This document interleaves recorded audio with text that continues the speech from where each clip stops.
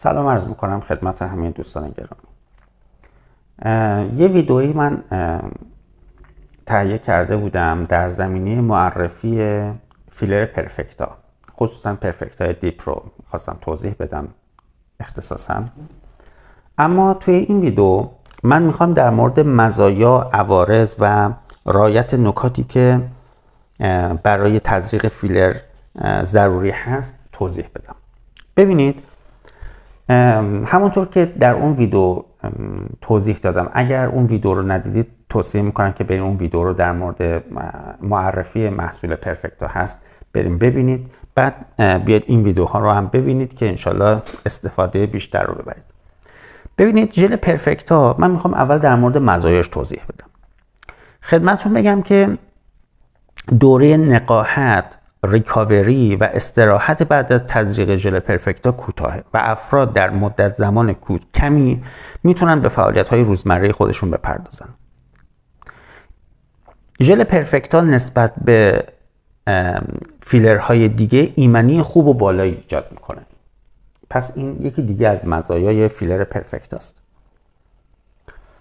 این ژل برای استعمال یا استفاده در کشورهای مختلف دارای گواهینامه تاییدیه اتحادیه اروپا و تاییدیه سازمان غذاداروی آمریکا رو داره. همونطور که گفتیم، من در اون ویدیو هم توضیح دادم، این فیلر محصول کشور فرانسه است.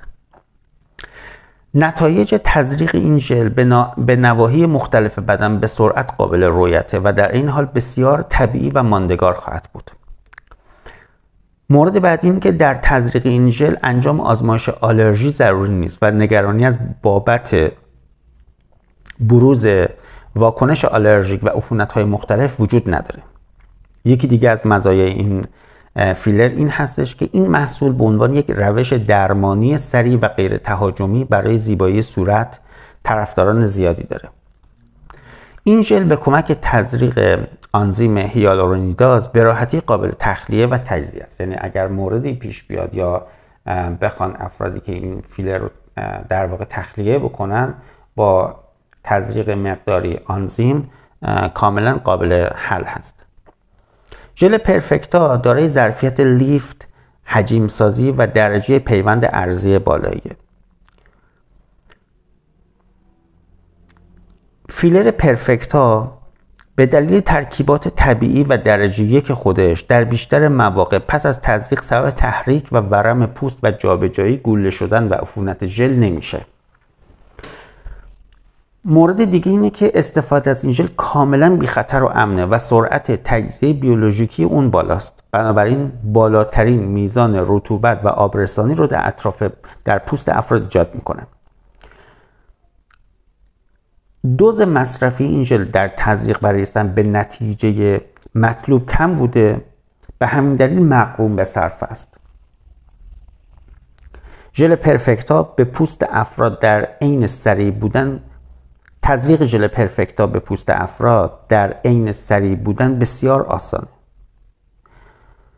چون که اون محلول اسید هیالورونیک سبب روان شدن ذرات میکروژل میشه، در نتیجه با ایجاد یک جریان منسجم و به کمک پیوندهای اضافی میان مولکولی تزریق فیلر بهتر و آسانتر میشه.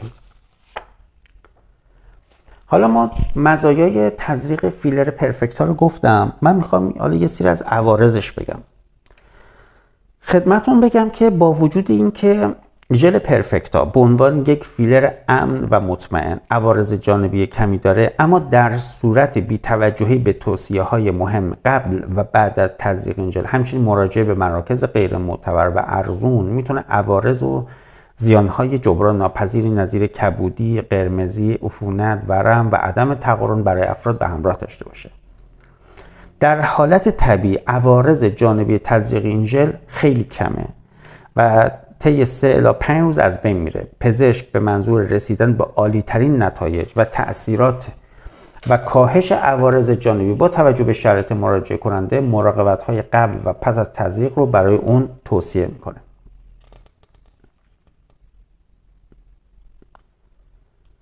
برای اینکه نتایج حاصل از تزریقات ژل پرفکتا موفقیت آمیز باشه، لازم افراد به چند نکته مهم قبل و بعد از تزریق ژل توجه بکنن. 1 هفته قبل و بعد از تزریق از مصرف هر گونه دارو و ماده رقیق کننده خون در واقع اجتناب بکنن. تا 24 ساعت بعد از تزریق از فعالیت‌های سنگین مثل ورزش کردن و استحمام کردن در واقع اجتناب بکنن.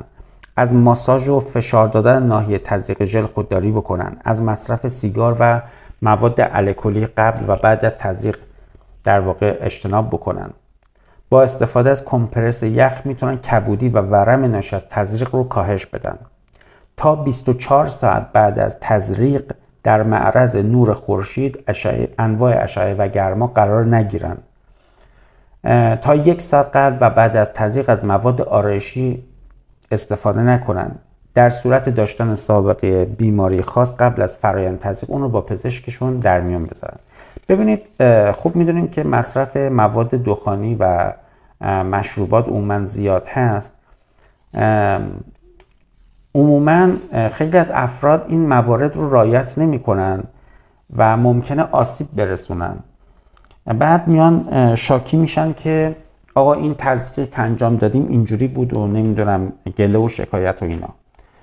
قطعاً برای اینکه نتیجه دلخواه به دست بیاد و بهترین نتیجه حاصل بشه، حتما اون مواردی که پزشک متخصص کاملا مهارت و تجربه داره در این زمینه، حتما این مواردی که خدمتون میگن رو رعایت بکنید تا بهترین نتیجه دلخواه در واقع به دست بیاد. امیدوارم که چون به هر صورت قیمت این محصولات هم بالاست و به هر صورت حیفه دیگه، کسی که تزریق میکنه مبلغ بالایی هم پرداخت میکنه، اون نتیجه مورد نظرش به دست نیاد. بنابراین توصیه میکنم که حتما این مواردی که خدمتون گفتم رعایت بکنید و این توصیه ها رو جدی بگیرین که انشالله